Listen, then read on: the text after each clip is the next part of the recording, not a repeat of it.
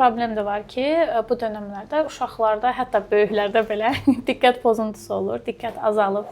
Mən düşünürəm ki, bu dərslərdə də müşahidə olunur. Siz rast gəlirsinizmi belə uşaqlara ki, diqqəti çox aşağıdır və belə uşaqlarla necə işləyirsiniz ki, onlar maksimum dərəcədə dərsə fokuslansınlar? Nə kömək edir sizə? Dərsdə istifadə olunan aktivitetələrin sayı çoxluğu, müxtəliflik, qısa müddətli. Yəni bu qrammatika öyrənilsə də belə, yeni sözlər öyrənilsə də, yəni tapşırıq müddəti az olsun. Maksimum 15 dəqiqə, bir qədər artsa, məsələn 3 uşaqdırsa, məndə qruplar ancaq 3 uşaqlıq, 3 nəfərlik olur. Çünki onlaynda qısa, yəni kiçik qruplar üstünlük verirəm. Məsələn 3 nəfərdirsə, deyək ki, 20 dəqiqəyə qədər hər hansı bir aktivitetənin üzərində müzakirə etmək, danışmaq. Deyək ki, 4 dəqiqə videoya baxmaq, 4 dəqiqə çox uzun müddətli görünmür, amma uşaq ona baxanda deyir ki, bu uzundur. Məsələn, soruşanda ki, mən onu da daha çox istifadə etdiyimiz materialların uşaqların fikrini soruşuram ara sıra ki, nələri bəyəndilər, nələri bəyənmədilər. Çünki növbəti materiallarda nəzərə almaq üçün məsələn 4 dəqiqə videoya deyirlər ki, uzundur. Halbuki o videoda 4 dəqiqə tam danışıq olmur, müxtəlif görüntülər də olur. Amma ümumi toplasaq bəlkə 2 dəqiqəsini danışırlar, amma uşaqlara uzun müddətli gəlir. Elə bir hallarda artıq növbəti videolarda daha qısalar üzərindən işləməyə üstünlük verirəm. Ya da ki, daha az danışılan. Daha az danışılan ki, yormasın, uşaqlar belə deyək də diqqətlərini toplaya bilsinlər onlara. Mənim ingiliscəsində belə bir məsələ var ki, qrammatika. Uşaqlara qrammatikanı neçə yaşdan öyrətmək, izah eləmək sizcə daha uyğundur? Məsələn, mən o barədə çox təcrübəli deyiləm. Düzdür, mən universitetdə 10-16 yaş, 15-16 yaşdır. Onlar da artıq yeniyetmə sayılırlar, amma ondan aşağı yaşda. Neçə yaşdan onlar artıq başa düşürlər, onlara qrammatika izah eləmək olur. Kiçik yaşlı uşaqlar, belə deyək, 7-8 yaşa qədər onlara, yəni qrammatika, bu qrammatik tapşırıqdır, gəlin bunun öyrənək. Məncə o işləmir.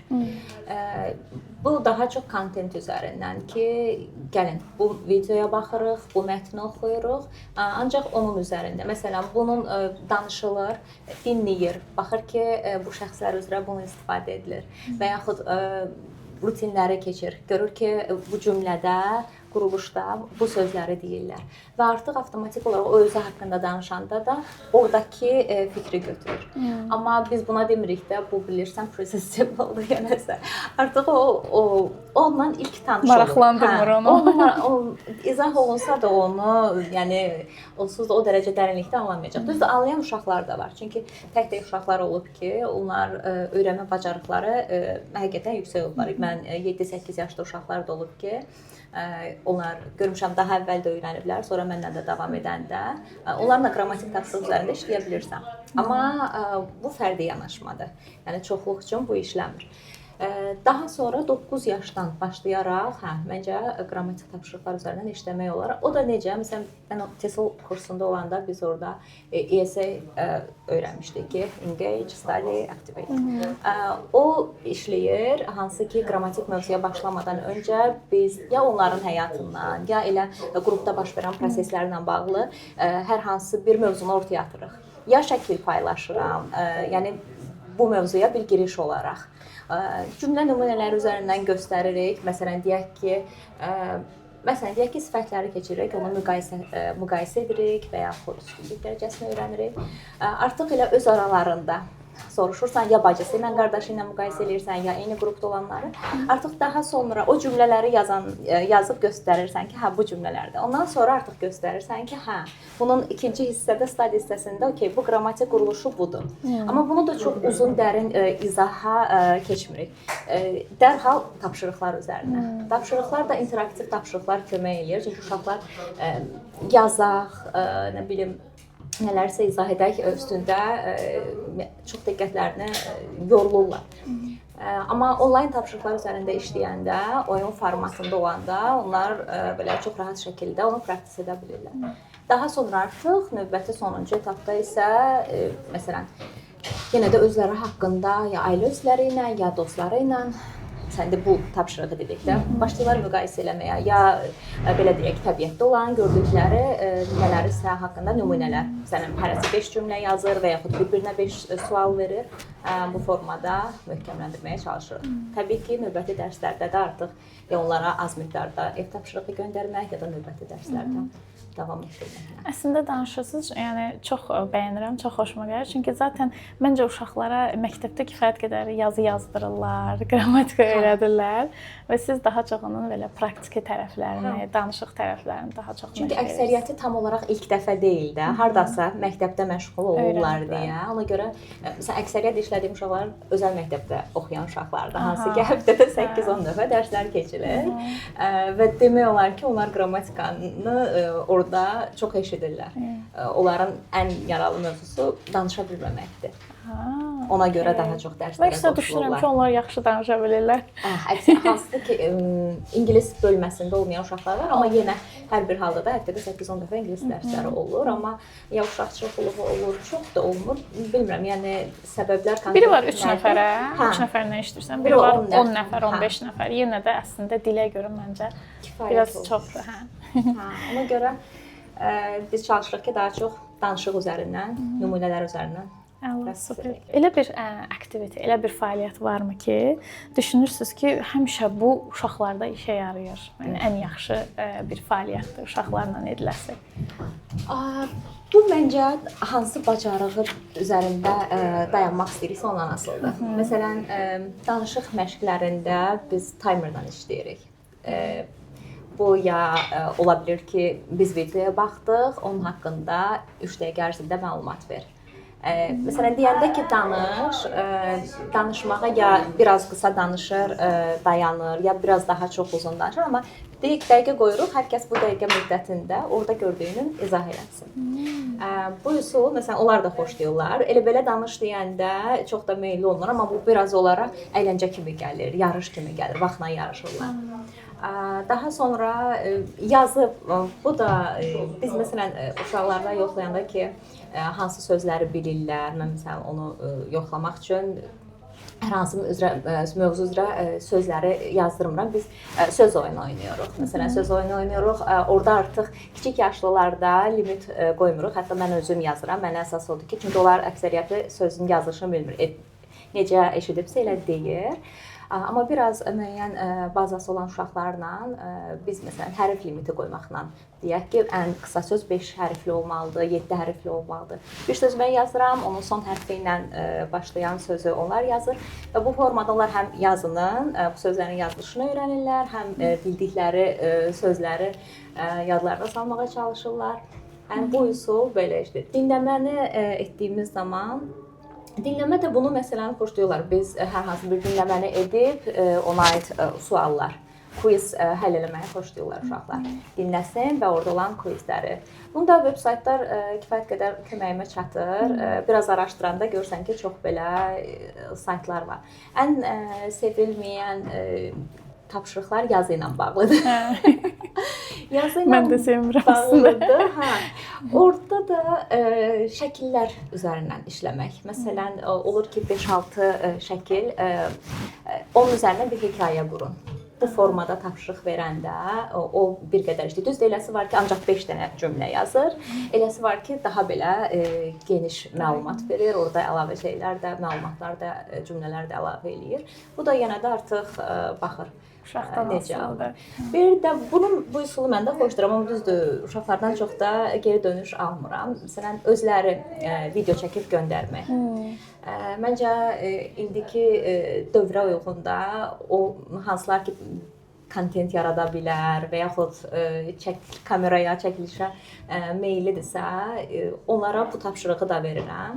Sadəcə bu biraz vaxt aparan bir proses olduğu üçün elə çox geri dönüş almıram, amma mənim özüm üçün məsələn onların maraqlıdır ki, kamera qarşısında özlərini dinləsinlər. Hər hansı bir mövzu ətrafında ola bilər, sevdiyi əşyalar ola bilər. Yəni kənar bir şeylər yox, ancaq öz müzakirə edə biləcəkləri mövzular ətrafında. Onlara amma o qədər o maraqlı olmur. O dərəcədə yox. Çünki neçə dəfə tapşırmışam və yəni daha belə bəlkə tənbəllik. Hə, ya yaddan çıxır. Çünki dərslər də olur, dərslərə gedirlər, gəlirlər. Video çəkiliş elə biz özümüz də bilirik, müəyyən qədər vaxt aparan bir prosesdir. Yəni ən azından o birbaşa açıb bir dəfəyə danışıb çəkə bilmir. Hazırlaşmalıdır. Ona görə amma mənə elə gəlir ki, o da effektiv üsuldur. Çünki ona müəyyən bir hazırlıq görür, məşq eləyir və yavaş-yavaş danışdıqca o özünü görüb, oradan da danışığa belə əminliyi qazana bilər. Həm də düşünürəm ki, hazırlaşanda yəqin ki, sözləri, cümlələri bir neçə dəfə təkrarlayırlar da, yaxşı danışa bilsinlər. Artıq o təkrar məsələsi bir neçə dəfə eşitmək onlara əslində çox kömək eləyir, amma həvəs yoxdursa. Onun üzərində çox da dayanmıram. Sadəcə bir fikir olaraq göndərirəm ki, bu variant da var. Amma dediyim kimi, o dəqiqə ilə işləməkdir, söz oyunudur. Onu mən evdə valideynlərə də deyirəm, ya deyirəm öz dostlarınızla da oynaya bilərsiniz. Çünki o sözləri belə çox aktivləşdirir. Oyun uzandıqca uzanır və onların özündə yazmağa maraqlı olur. Mən çünki neçə qrupda oynamışam. Onlar həmişə istəyirlər ki, bu oyunu oynayaq. Bu onlara maraqlı gəlir. Allah, çox sağ olun. Ev tapşırığı uşaqlar üçün nə dərəcədə vacibdir sizcə? Ev tapşırığı vacibdir, amma onun miqdarı da vacibdir. Əsas miqdarı vacibdir. Hə, çünki ev tapşırığını sevən uşaq demək olar ki, 10% uşaq var ki, bəlkə ev tapşırığını sevir. Mən əslində ev tapşırığı olaraq daha çox onların özünə sərbəstlik verirəm ki, əlavə vaxtınızda gündəlik olaraq mütləq ki, məsələn, onlardan linklər paylaşmışam, filmlər siyasi paylaşmışam ki, onsuz da buna baxırsınız. YouTube izləyirsiniz, televizora baxırsınız, amma bunu ingilis dilində idi. Bu bir tərəfi. Amma sırf bizim dərslərlə bağlı olan tapşırıqlarda qısa 2 dəqiqəlik, 1 dəqiqəlik videolar ya qısa mətnlər göndərirəm, ya bir neçə belə tapşırıqlar. Bunda hamısını bir dərsə yox, yəni hissə-hissə maksimum yarım saatlarına ala biləcək qədər tapşırıq göndərirəm. Amma bu fərqi də hiss edirəm. Hansı uşaqlar ki, məsuliyyətsizlik eləyir, ya vaxtı çatmır, tapşırığı etmir, amma hansılar ki edir, onlar dərsdə elə bir addım öndə olurlar. Çünki onlar biz o verilən materialı dərsdə müzakirə edəndə heç etməyənlər üçün bu ilk dəfə olur. Yəni onu ilk dəfə görürlər. Amma hansılar ki müəyyən qədər evdə baxıb, hazırlaşıb, onlar daha yaxşı cavab verə bilirlər. Yəni ev tapşırığına baxmağın, çünki həftədə 2 dəfə, 3 dəfə, biz düzdür 3 dəfə, 4 dəfə, yəni maksimum 4 dəfə görüşürük. Hər bir halda bu yadda saxlamaq üçün kifayət qədər vaxt deyil də. Çünki 1 saat, həftənin 4 günü 1 saatdır, amma digər saatlarda, digər günlərdə onlar o dili istifadə etmirlər. Ancaq ona qalır ki, onlar özlərini məruz qoysunlar. Danışıq mühiti olmasa da dinləsinlər. Həm də mən düşünürəm ki, yəni bu dil öyrənmədə də var da belə bir şey ki, müstəqil şəkildə işləmək də çox vacibdir. Biri var kimisə dinləyirsən, müşahidə edirsən, biri var özün öz başına qalırsan və müstəqil şəkildə işləyirsən öz üzərində. Ona görə az da olsa məncə vacibdir, lazımdır. Elə kiçik yaşlardan başlayaraq özünü öyrətmə çox kömək olur. Eynən. Ən azından bir videoya baxıb oradakıları demək. Heç yəni əlavə bir tapşırığa ehtiyac yoxdur. Heç bir ehtiyac yoxdur. Bu elə özü bir tapşırıq olur və effektiv olur. Mən məsələn böyüklərə indi dərs deyirəm də, böyüklərə çox vaxtı onlar da bilirsiniz ki, böyüklər də tapşırıqlarla elə ulduzları barışmır. Düzdür, interaktiv eləməyə çalışıram, amma heç adam var ki, ümumiyyətlə heç marağı yoxdur, vaxtım yoxdur deyir, amma ən azından deyirəm ki, dərsdə keçdiyimiz, üzərində işlədiyimiz video bir də baxsın sadəcə. Vəssalam, bu qədər, yəni təkrar. Valideynlər dərsdən kənarda uşaqlara necə dəstək ola bilər sizcə? Valideynlər də yenə də özləri dil bilənlər müəyyən qədər gündəlik bəlkə oyun formatına salıb, vaxt qoyub 1-15 dəqiqə ingilis dilində danışmağa çalışa bilərlər. Elə uşaqlarla birlikdə, yenə bunu bir çox valideynlərlə danışırıq da, dəstək olsunlar ki, uşaq dilə məruz qalsın. Film izləyirlərsə, yəni nəsə oxuyurlarsa, bunu ingilis dilinə çevirsinlər. Çünki bu çox vacibdir. Hətta ingilis dilinə məşğul olmayan uşaqlar belə də, lap kiçik yaşlardan türk dili ilə məsələn başlamasınlar. Çünki sonra onlar ingilis dili öyrənməyə başlayanda uşaqlar keçid edə bilmirlər, çətin olur. kiçik yaşdan ingilis dilində dinləməyi öyrənən uşaq üçün sən sonra ona dərs materialı göndərəndə ingilis dilində baxsın ya dərsdə baxanda o qədər çətinlik çəkmir. Onun rahat qəbul edir. Amma hansı uşaq ki, ancaq rus dilində baxır, ancaq türk dilində baxırsa, onlara bu çətin olur. Yəni daha yaxşı olar ki, elə dərslərlə məşğul olanlar da, olmayanlar da fürsət olduqca uşaqları bu dilə məruz qoymaq mühitini yəni təmin etsinlər. Düzdür. Yəni bunu valideynlər də deyir, uşaq baxmır ki, mən başa düşmürəm. Amma bir məsələ də var da, bunun barəsində düşünürəm. Biz eşidirik ki, uşaqlar rus dilində baxdı, evdə heç bir rus dilində danışan yoxdur, elə öyrəndi. Əslində o uşaq o rus dilində baxanda da başa düşmürdü də. Amma indi bəlkə də biraz uşağı tərifləmək mi lazımdır, biraz həvəsləndirmək də mi lazımdır ki, biz o tərəfi tərifləyirik, deyirik, uşaq bilmirdi, buna baxdı, öyrəndi, bu tərifi uşaq eşidir. Amma ingilis dilində baxanda biz biraz qəribsəyirik ingilis dilini ki, baxmadı, başa düşmədi, ona görə də baxmır da. Amma biraz bəlkə uşaqlara o barədə motivasiya olmaq lazımdır ki, yəni baxmasan da başa düş. Bəlkə başqa belə bu tipli nümunələri vermək lazımdır ki, sən baxdıqca başa düşəcəksən. Məncə də çox yaxşı fikirdir. Məsələn, rus dilini o halda burada mühit var. O ya evdə kimsə sonra onu dəstəkləyir, ya da bağçaya, məktəbə harasa gedir, o yaşada rus dilini eşidir. Amma ingilis dili bir qədər elə deyil. Amma hər bir halda məncə ilk yaşlardan o baxsa, müəyyən bir bazası formalaşacaq. Artıq o uşağa sonra dərslərə qoşulsa və ya məktəbə getsə belə daha rahat olacaq. Bəlkə də valideynlər bəzən rus dili bizə daha yaxın dil kimi gəlir. Düşünürlər ki, bu dildə onsuz da lazımdır, baxsınlar. Amma ingilis dilinə gələndə məsələ biraz siz demiş qəribsəyirlər. İngilis dilinə dərs olaraq baxmır. Məncə birinci məsələ odur. Həm uşaqlar, həm də bizdə var. O dərs deyil də. Yəni dərs olaraq baxdıqda o artıq olur riyaziyyat, yəni bilim başqa hansısa bir fən. Bu elə deyil də. Yəni biz riyaziyyatı fən olaraq öyrənirik. Bütün gün riyazi dildə danışmırıq, amma bu dili öyrənmək istəyiriksə, qəbul eləməliyik. Yəni hər formatda. Uşaqda ingilis dilində sevgi yaratmaq üçün sizcə ən vacib faktor nədir? Sevmir məsələn. Sevmir, heç sevmir. Amma öyrənməlidir. Heç sevməyən uşaqlar da var. Yəni sevmir və ümumiyyətlə qəbul etmir də. O uşaqlar buna müəyyən bir zaman vermək lazımdır. Zaman vermək lazımdır, amma az-az məruz qoymaqla da. Amma müəyyən qədər marağı var, amma bilmir nəyə baxsın, necə eləsin ki, daha çox həvəsli olsun. Onların artıq maraqlarına uyğun. Nələrdən xoşu gəlir məsələn? Nələrlə maraqlanır, başqa dillərdə nələrə baxır. Onun üzərindən gedəndə artıq müəyyən həvəsi yaratmaq olur. Bir də uşaqlar üçün, yəni bu uşaqlar üçün deyəndə elə 12-13 yaşa qədər də oyun, yəni bu oyun formatı girməlidir dərsə. Ki, yəni sırf dərs formatı olaraq yanaşmasın. Dərs olaraq yanaşmadıqda, onu qəbul eləyəndə artıq sonrası da sən ona dərs olaraq təqdim etdiyin materialı da qəbul edir. Yəni ilk olaraq bilməlidir ki, burada həm əyləncə var, həm də dərs var. O halda uşaqlar maraqla, həvəslə qoşulurlar. Həm də siz yəqin oradan başa düşürsünüz ki, onlara maraqlıdır. Uşaqlar həmişə deyir, vaxt necə gəldi, keçdi bilmədim. Onu soruşdu, deyirlər. Necə oldu keçdi bir saat, hardan gəldi? Deməli, onlara rahatlaşırsınız ki, maraqlı idi deməli onlara. Həqiqətən. Yəni arada sırada olanda kimsə sorur, nə qədər qalıb dərsimizin bitməyinə. Orada artıq bir siqnal gəlir ki, mən sıxılıram. Dəyişməlisən. Əslində çox məsuliyyətlidir, çox çətindir. Mən əvvəl fikirləşirdim ki, uşaqlara dərs demək daha rahatdır, böyüklərə çətin. Amma düşünürəm ki, bəlkə də əksinədir.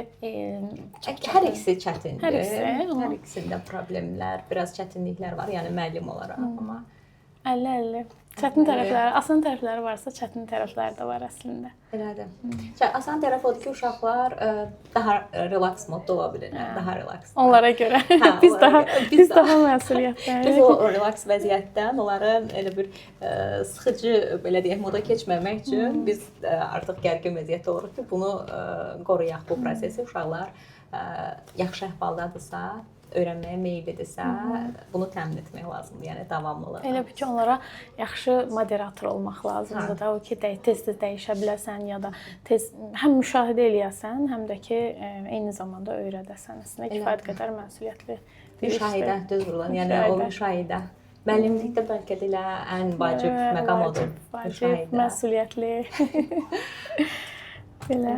Aytən, çox sağ olun, çox maraqlı idi. Təşəkkür edirəm. Dəvətimi qəbul elədiniz, müzakirə elədik. Dəvət etdiyiniz üçün siz çox sağ olun. Xoş oldu həqiqətən. Həm müzakirə etmək, həm mənim maraqlı olan mövzudur, həm də sizinlə bu mövzunu müzakirə etmək həqiqətən dəyərli idi. Çox sağ olun.